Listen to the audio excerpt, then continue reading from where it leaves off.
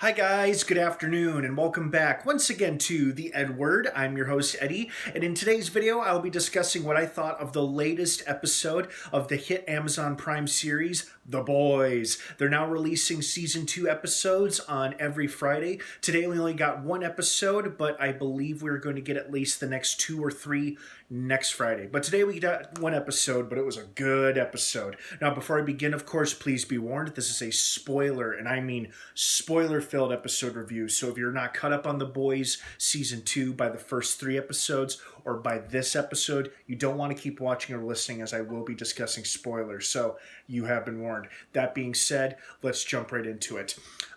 First and foremost, great episode, just overall wonderful show for so many reasons. But the thing that I liked about this episode is that it was a bit gentler than previous episodes because we got some tender moments between Starlight and Huey, Becca and Butcher, and even a funny bonding scene, a touching bonding scene between Starlight and Mother's Milk.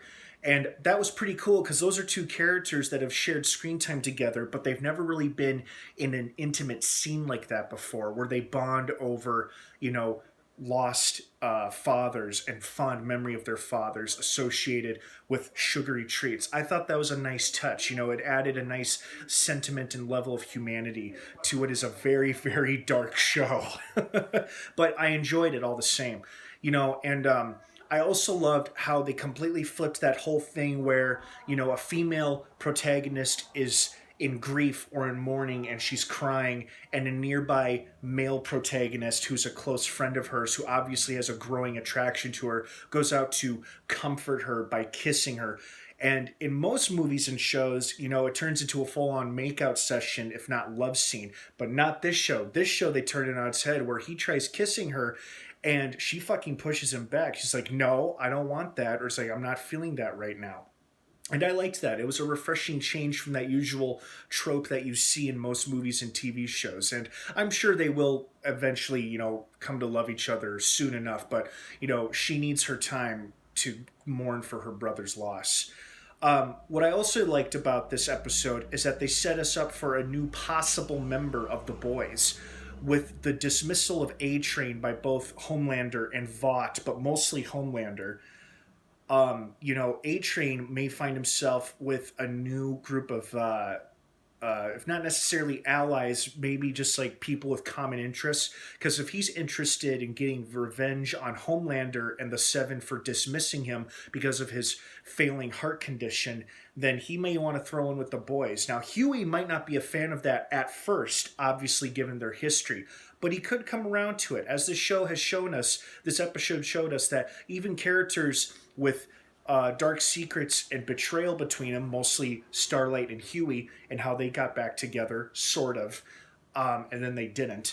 It's possible A-Train may find himself in a similar situation. I'll be very curious to see which direction his character, his arc goes on for the rest of the season. I also love the fact that they revealed why Homelander didn't kill Billy and after he had shown him that his wife was still alive, and why he woke up in a restaurant parking lot. And the explanation makes so much sense. It's like Becca revealed that she told Homelander, if you harm him, I'll kill myself in front of our son, and my last words will be, your father made me do this. That's pretty dark, and I sincerely believe she would have done it if he had laid a hair on Billy's head. So it's the only reason why Homelander spared him, because he could have killed him easily in so many ways after showing him his wife was still alive, but he didn't for that very reason. So that made a lot of sense. I'm glad they explained that. I'm also glad they quickly explained why Homelander was visiting Madeline in a cabin somewhere, because it's like, we clearly saw him kill her in season 1. He fried her freaking head off. And it's like, oh, it's Doppelganger, and he's helping him fulfill his sick, dark obsession with Madeline. Okay, that makes more sense. That's kind of funny and really fucked up. And of course, he ends up killing him. I also like how they now have addressed and somewhat changed the dynamic between Homelander and Stormfront, where she's like, hey, it's all for show, it's just about the numbers, man. I got nothing but respect for you. When she may be telling the truth, but it also could be a lie. But unfortunately, whether it's the truth or a lie, I think it's now made Homelander even that much more dangerous, and that's unfortunate for, well, pretty much everybody in the world.